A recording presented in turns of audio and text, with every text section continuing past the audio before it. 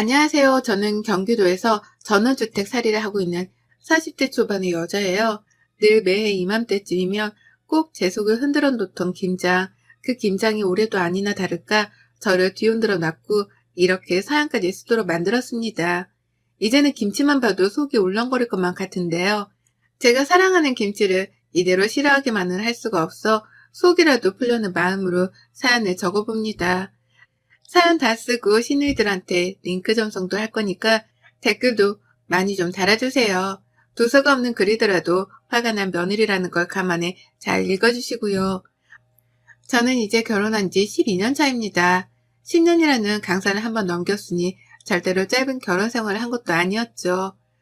저희 남편은 사업을 하는 사람이지만 일이 잘 풀리지 않아 여러 개의 사업을 돌려하며 어떻게든 돈을 벌어오는 가장이었어요. 하나를 진득하게 하지 못하고 조금 돈이 벌리면 이것도 하고 저것도 해가면서 돈 나갈 구실만 만들어대는 능력 없는 사장 말이죠. 그러다 보니 정작 그 속을 들여다보면 남아있는 게 하나도 없었습니다. 무슨 사업을 또 한다면서 제 앞에서 자랑은 엄청 하는데 통장으로 들어오는 생활비는 10년 전이나 지금이나 변한 게 없었어요. 그 사이에 물가 상승한 게 얼마고 애들이 자라서 들어가는 학원비가 얼마인데 우리 남편은 그런 변화를 혼자 체감하지 못하고 사는 듯 보였죠. 문제는 그뿐만이 아니었습니다. 살다 보니 집을 팔고 전원살이를 하게 되는 날이 다 찾아오더라고요. 서울에서 비싼 아파트는 아니더라도 동네에서 멀끔하게 잘 지어져 있던 아파트에서 살아왔었거든요. 결혼하면서 남편이 70, 그리고 저희 친정에서 30 정도로 대줬던 돈으로 산 집이었습니다. 그런데 그걸 한창 아파트 값이 올라가 있던 몇 년 전에 팔아버리더라고요. 갑자기 전원생활의 뜻이 생겼다면서 말이죠. 처음엔 전원생활이라는 말만 들어도 설렜습니다. 남편이 돈을 많이 벌어서 우리가 큰 집으로 이사를 가나 보다 했어요.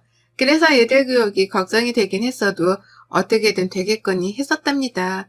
근데요, 전원생활을 하러 이사를 가고 나서야 알았어요. 남편 사업이 잘 풀리지가 않아 그 태용으로 아파트를 팔아버렸다는 걸 말이죠. 남편이 사업하는 데에 돈을 쓰고 나니 남는 돈이 별로 없어서 전원생활을 시작하긴 했으나 정말 쥐꼬리만한 크기의 전원에서 살게 되었다는 걸 말입니다. 코로나만으로도 세상이 확 변했다는 느낌에 걱정이 태산이었는데 사는 집의 환경과 위치까지도 싹 다 바뀐 바람에 저는 정말 사는 데에 적응하는 걸 목표로 두며 버텼습니다. 애들도 키워야 하고 팔아버린 아파트를 아까워하면서 어떻게 우리가 다시 일어설 수 있을지 혼자 골머리를 앓아가며 남편을 지켜봤어요. 하지만 이런 제 속도 모르고 남편은 그저 또 입만 살아 사업을 벌려왔습니다. 유일하게 인정하는 건 남편의 긍정적인 입방정뿐이었네요. 어떻게든 버티다 보면 괜찮아질 거라는 말을 해가면서 저를 위로하는 그 뛰어난 말주변이었거든요. 하지만 이런 저의 어깨에 더 무거운 짐을 떠안기더라고요. 시어머니 말입니다. 가족 설명을 하려고 하니 갑자기 숨이 턱 막히는 심정인데요. 사연을 위해서 시댁 소개를 안 할래 안 할 수가 없으니 숨 한 번 꼭 참고 해보겠습니다. 저는 신우가 넷이에요. 하나도 아니고 둘도 아니고 그렇다고 셋도 아닌 넷 말이죠. 신우가 넷이나 되면 결혼 한번 고려할 법도 한데 왜 그런 집으로 시집을 갔냐고 물으신다면 이번에도 제 남편의 말주변이 크게 영향을 미쳤습니다. 무조건 누나들이랑은 부딪히지도 않게 해줄 거고 고생이란 건 절대 시키지 않을 거라고 호언장담을 하던 남편의 그 긍정적이고도 뛰어났던 말주변은 연애 때부터 시작되었었죠. 그러니 저는 남편이 나 하나만큼은 끔찍하게 생각해 주겠구나 싶어서 철석같이 믿고 결혼을 했고요. 그런데 결혼하고 나서 보니 남편의 사업부터 시작해서 시누이들의 시집살이까지 뭐 하나 결혼 전 약속대로 지켜지는 것이 한 개도 없었습니다. 정말 단 하나도 없었어요. 남편은 잘 되지도 않는 사업을 벌렸다가 무마하고 유지하며 집 밖을 겉돌았고 그러는 사이 시누이들은 미치도록 저를 찾아댔어요. 집안 행사가 있을 때에도 그렇고 걸핏하면 찾아댔습니다. 신우들은 저희 부부가 굉장히 잘 사는 줄 알거든요.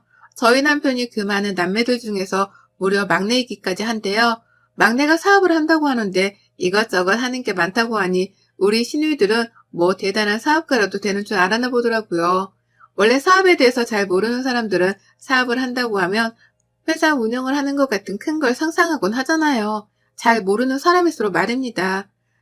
그런데 저희 신우들, 그리고 시부모님이 딱 그랬어요.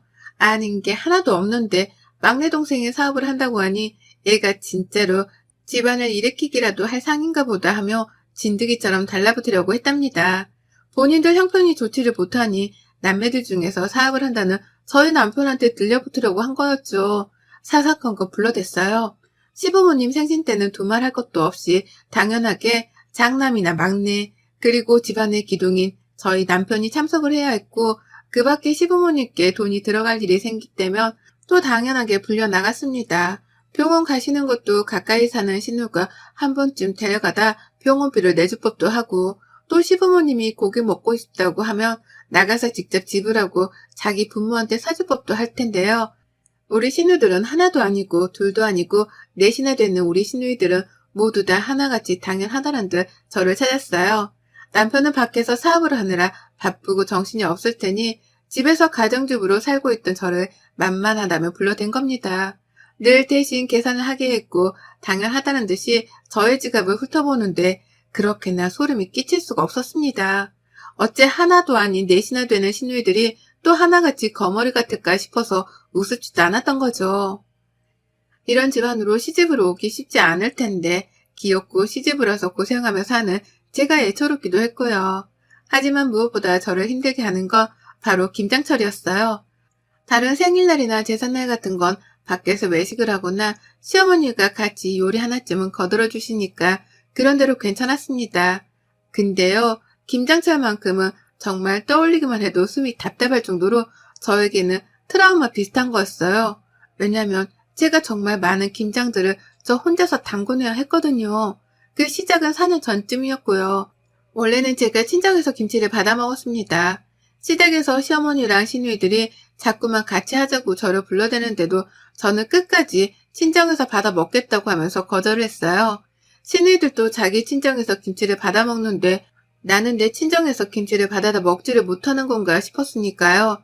시댁 김장은 조금 짠 반면에 저희 친정은 제 입맛에 딱 맞게 김치를 만들어줘서 제가 더 선호를 하기도 했고요. 그렇게 결혼하고 4년 가까이는 저희 친정에서 받아 먹으며 김장철에 굳이 김장을 하러 시댁을 찾지 않아도 되었어요. 그러면서 한 번씩 번갈아가며 시누이들한테 김장 좀 같이 안 한다는 이유만으로 욕을 먹기도 했지만 한 귀로 흘려드리려 노력했고요. 그러다 4년 전에 친정엄마가 돌아가셨습니다. 그로부터 제 시댁살이는 송두리째 바뀌어버렸죠. 친정엄마가 돌아가셨다는 이유만으로 시댁에서는 저를 더 적극적으로 시댁에 불러냈어요. 김장철에는 더더욱이요. 김장철이 아닐 때에는 외롭고 힘들 테니 와서 같이 밥 먹자며 불러내서 요리시키고 설거지시키며 고생은 다 시키더니만 김장철일 땐 작정을 했다는 듯 김장을 시키려고 불러내더라고요. 첫 1년째에는 시누이들도 다 같이 모여서 김장을 했습니다. 모임 장소가 시댁이었는데요. 시어머니가 전날부터 아예 자고 가라면서 주말부터 저희 가족들을 다 불러내서는 시어머니 따라서 같이 장도 보고 수육 준비도 하며 잔치 준비를 하듯이 일을 했어요. 그러면 시누이들은 모든 김장할 준비가 다 끝나고 난 후에야 시댁으로 하나둘 자기 가족들을 데리고 참석을 했죠. 집안에 사람들이 빼곡하다 못해 꽉꽉 차서는 발 디딜 틈도 없었습니다. 김장을 하자고 모인 게 맞나 싶을 정도로 시누이들은 김장을 하기는커녕 관심도 가지질 않았어요. 자기 애들을 챙기질 않나, 갑자기 속이 울렁댄다면서 방 안으로 들어가 눕지를 않나 하다 손목이 아프다는 이유만으로 손 하나 까딱하지 않고 지켜만 보다가 김장이 다 끝난 후에야 수육을 먹겠다며 그 무거운 돼지고기를 손으로 직접 치켜 들어 올리는 신우도 있었습니다. 이것들이 나를 가지고 장난을 하는 건가 싶었죠. 하지만 너무 피곤하니까 어떤 말도 나오지를 않더라고요. 전날부터 시어머니 옆에서 김장을 하며 김장 준비를 했던 것만으로도 힘이 다 빠질 것 같았는데 시누이들 가족들까지 우르르 몰려와 있는 시댁 안에서 내 아이들도 챙기고 김장도 하고 또 마무리를 하는 과정부터 시작해서 수육 삶기에 설거지까지 엄청나게 방대한 양의 일들을 해내야 했다 보니 체력이 남아돌지를 않았어요.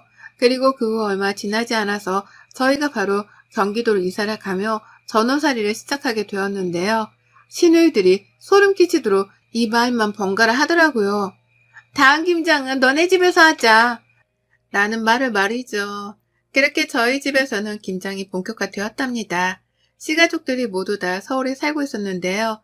그 누구도 경기도까지 가서 김장을 하는 것에 반대를 하는 사람이 없었어요.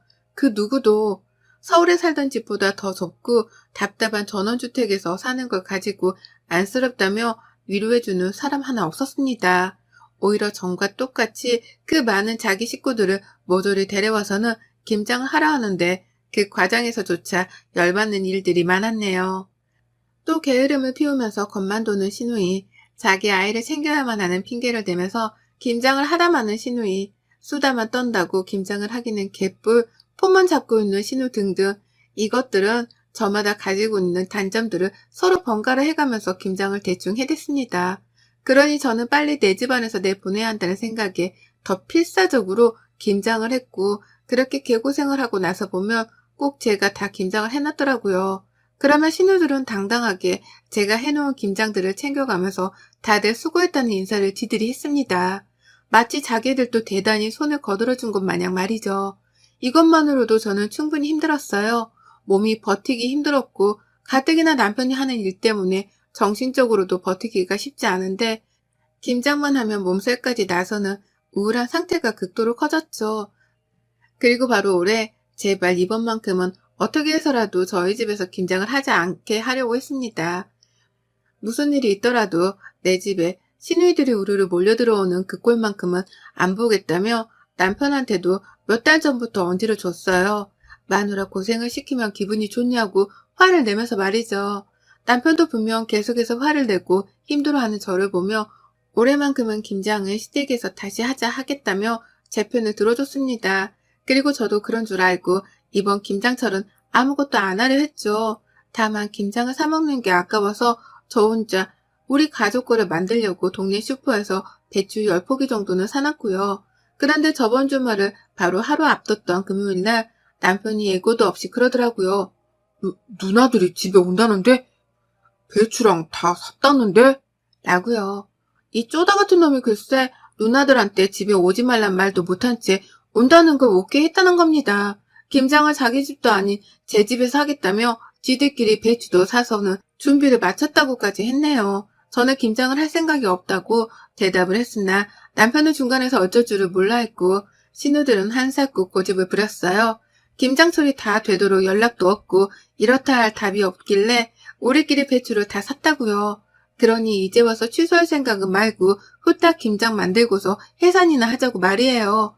제가 하기 싫은 티를 팍팍 내면서 거절할 수 없던 비추니 그게 기분이 나빴던지 시누이들도 화를 틱틱 내더라고요.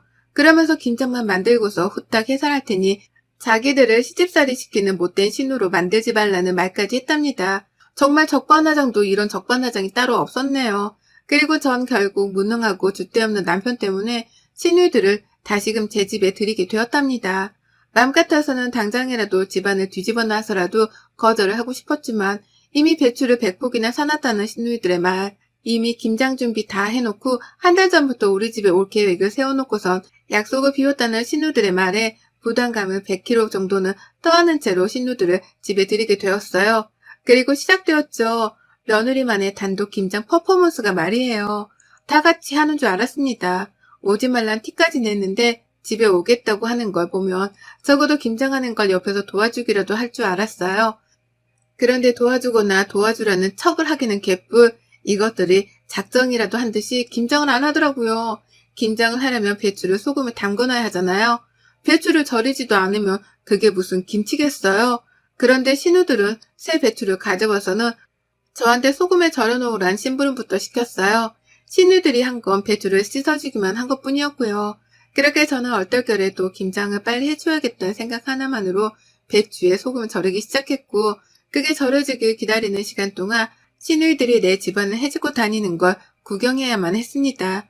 소금 뿌리고 절여지는데 거의 6시간 정도 넘게 걸렸는데 그 과정에서 시누이들은 그냥 제가 주도하는 김장을 옆에서 깨작거리며 도와주기만 했죠.